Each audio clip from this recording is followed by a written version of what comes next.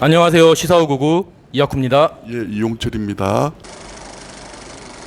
행복의 나라 같은 경우에는 보통 12.6을 다루거나 12.12를 다루는데 중간에 12.6과 12.12 사이에 김재규를 비롯한 사람들이 거사에 가담했던 사람들에 대한 재판, 이걸 처음으로 저는 보는 느낌이거든요. 아마 지금 공판 기록 같은 게 남아는 있을 텐데 그 어떤 푸티지 같은 것들을 이전에 어떤 영화나 드라마, 다큐에서 일부를 본 기억은 있지만 재판 자체를 본 거는 처음이라서 그 점은 되게 신선하더라고요. 이용철 평론가님, 오늘 영화가 재판 다룬 거는 좀 어떤 느낌이 있으셨는지.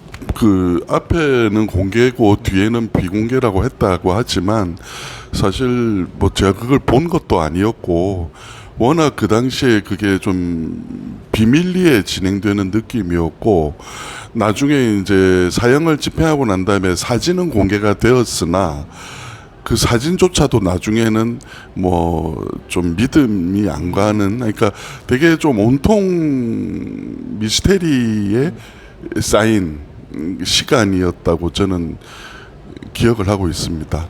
그 미스티리한 시간에 대해서 추창민 감독 나름대로 행복의 나라로 어떤 일부의 조각은 좀 맞춘 느낌이거든요. 아주 많이 됐습니다. 예, 박정희의 죽음과 이어지는 1980년의 봄에 관한 영화들이 계속해서 만들어지고 있는데요.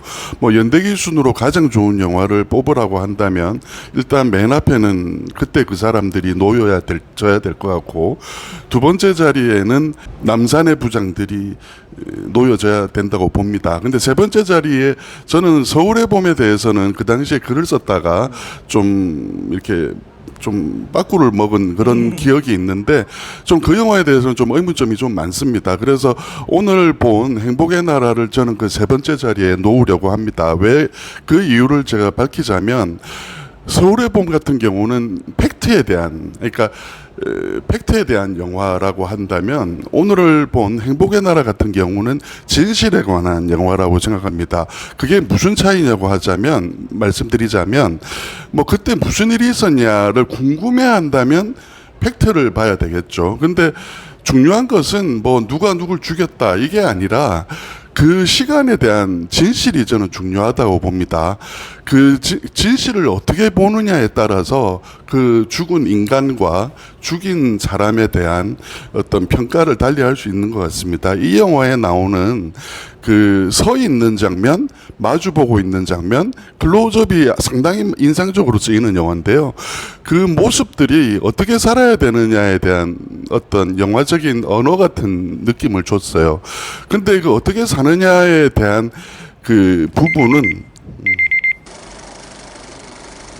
그 12.6은 당연히 김재규 그 중정부장이 일으킨 사건인데 최측근이 이제 두 명이 있죠. 박선우 의정과장과 박흥주 대령, 비서실장이었는데 그 두 사람이 최측근으로서 이제 같이 재판을 받고 사형을 받았는데 박선우 의정과장의 어떤 시각은 그때 그 사람들에서 그 한석규를 통해서 좀 보여줬다고 생각을 해요. 그래서 결론적으로 임상수 감독의 그때 그 사람들은 임상수 감독의 눈으로 보는 어떤 그 당시의 이상한 분위기, 그 상황을 묘사한 거지만 박선우 의정과장을 소환을 해가지고 일부분 어떤 새로운 어떤 접근을 했다고 생각을 하는데, 행복의 나라에서는 박흥주 대령을 그 중심 인물로 놓아가지고 어떤 참 군인이란 무엇인가 질문을 던진 점이 참 좋더라고요. 박흥주 대령 같은 경우에는 제가 이게 관심이 없다가 찾아보고 놀란 거는 그 중정 비서실장인데 어디죠? 저기 달동네 같은데 단칸방에 살면서 그 모아놓은 재산도 없이 정말 깜짝 놀랐거든요. 그래서 일각에서는 이 일이 일어난 다음에 장세동이 좀 그 도와줘야 되는 연금이라도 줘야 되는 거 아니냐 그랬다가 전두환한테 욕 먹었다 그러더라고요. 그러니까 그 정도로 군인들한테는 정말 뭐 거사와 상관없이 아주 참군인으로서 인정을 받고, 그 영화에서는 그 박흥주 대령의 모습을 보여주면서 다시 한번 어떤 더러운 군인 전두환, 그 사람은 어떤 대비적으로 보여줘가지고 이번에도 또 유재명 배우의 또 전두환 아주 안 좋더라고요. 그래서 보면서 쌍욕이 나오는, 그래서 그 일전에 그 서울의 봄에 나왔던 황정민 전두환보다 조금 더 분노를 야기하는 그런 면들이 좋아가지고 아까 말씀드렸던 대로 11.6과 예, 뭐 추창민 감독은 제가 뭐 개인적으로 좋아하는 감독이고 뭐 영화, 그러니까 어떤 예술적이거나 뭐 걸작 이런 개념이 아니라 조창민 감독은 제가 보기에 좀 대중 영화를 잘 만드시는 감독이라는 생각을 합니다. 근데 이번 작품은 대중적인 문법은 좋지만 상당히 대중들한테는 좀 무겁게 느껴질 수 있는 되게 그런 톤으로 영화를 찍으셨어요. 그래서 뭐 개인적으로는 이번 작품 중에는 제일 앞에 두고 싶고 뭐 별점을 주자면 3개 반에서 한 4개 정도 줘야 할 것 같습니다. 흥행면에서는 그 한국 관객분들이 아무래도 서울의 봄 같은 액션이 들어가 있는 되게 스릴러를 착착착착 진행하는 그런 스타일을 좋아할 것이기 때문에 이 작품에서 보여주는 되게 진중한, 그러니까 마주하고 있는 사람이 어떤 풀어나가는 그런 저런 식의 드라마에 대해서는 조금 너무 무겁다고 생각하지 않을까 그런 생각이 드는 반면에 그 이선균 배우가 얼마 전에 그 되도 안 한 영화로 그 뭐 마지막 영화라고 플레이를 했다가 이제 된통 맞은 적이 있는데요. 이번 영화야말로 그 이선균이라는 배우의 진짜 마지막 작품이고 이성균 배우는 정말 이 작품에 출연한 게 정말 잘하셨구나. 그래서 이 영화의 마지막 크레딧에 이선균이라는 이름이 박힌 만한 작품이라고 생각이 들고요. 그런 의미로 보면 관객분들이 또 찾아주시지 않을까? 저는 그런 생각을 해봅니다. 예.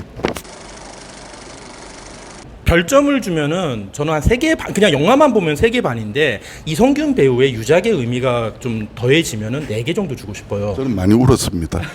그래서 영화를 볼 때 이 영화가 NEW에서 제작 배급을 했는데 그러다 보니까 자연스럽게 변호인이 좀 떠올랐거든요. 그래서 이 영화는 서울의 봄과 어떤 변호인의 어떤 중간 어디쯤에 있는 영화. 그래가지고 그 변호인이 보여줬던 법정 드라마의 어떤 그 재미와 또 어떤 그 당시에 어떤 그 노무현 전 대통령의 어떤 모습들, 그런 진정한 정치인의 모습들 그런 것들을 보여줬는데 아까 말씀드린 대로 오늘 영화는 우리가 익숙하게 아는 역사에 좀 잘 몰랐던 부분에 조각을 잘 맞춰주면서 참 군인의 이야기 그리고 그 시대를 살았던 사람들의 모습들 그런 거를 보여주고 또 한편으로는 법정 드라마의 재미도 상당히 있었다고 생각을 하거든요. 그래서 영화적으로 그런 장면들도 좋았지만 또 한편으로는 저는 그 달동네 거기 갔을 때 이제 마지막으로 자기 아내와 자식들을 보고서 내려올 때 그 길이 딱 보일 때 저 사람은 저 길을 갈 수밖에 없는 운명의 어떤 무게감 같은 게 되게 많이 느껴졌거든요. 그래서 참 이 분들이 살아 있었다면은 좀 역사의 어떤 그 당시에 전두환이 왜곡한 역사의 진실을 좀 알 수 있었을 텐데 모두 죽어버리는 바람에 그 점이 너무 아쉬워가지고 마음이 아프더라고요. 흥행 예측을 하면은 아까 말씀드린 대로 서울의 봄과 어떤 변호인의 어디 중간쯤에 있는 영화이기 때문에 좀 여름에 봤던 영화들 중에 지금 제일 마음에 들었던 거는 핸섬 가이즈였는데 저는 핸섬 가이즈보다 훨씬 잘 만든 올 여름에 한국이 만든 영화 중에는 가장 잘 만든 영화라는 생각이 들고 막 엄청난 걸작이라는 느낌은 안 들지만 정말 잘 만든 상업 영화라는 생각이 들어가지고 관객도 좀 잘 들지 않을까, 손익분기점이 좀 높은 걸로 알고 있는데 무난히 넘지 않을까 생각을 해봅니다. 저는 이제 이성균 배우가 그 단편 영화 시절에 눈 오는 날 이렇게 가벼운 춤을 추는 제가 제목을 기억을 못하는데 그 작품을 전 되게 좋아했었어요. 그래서 근데 그때는 이성균 씨인 줄 모르고 봤는데 나중에 보니까 그게 이성균 씨더라고요. 이 4명의 춤추는 사람 중에 한 명이.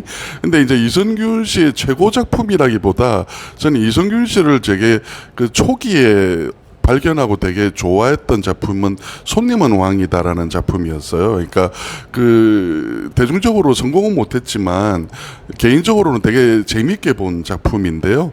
거기에서 되게 좀 건방을 떠는 젊은 루키 같은 느낌을 주는 캐릭터였는데 목소리도 되게 특이하고 저 배우는 대체 뭘까? 그런 생각을 하고 봤었는데 그 배우가 그렇게 이게 큰 배우가 될 줄은 몰랐죠. 근데 이제 오늘 작품을 보면서 오늘 작품이 아무래도 그 재판과 죽음에 관한 인물이기 때문에 그 안에서 많은 고뇌를 하잖아요. 근데 그게 그 이선균 씨의 마지막 어떤 순간에 대한 어떤 고뇌와 죽음 그런 거와 연결이 되면서 그 이선균 씨의 마지막 얼굴을 보면서 안 울 수가 없더라고요. 그래서 너무 울어서 좀 개인적으로는 좀 힘들었네요. 그래서 아마 이선균 씨를 좋아하는 분들은 영화 보면서 좀 많이 울지 않을까 그런 생각을 해봅니다.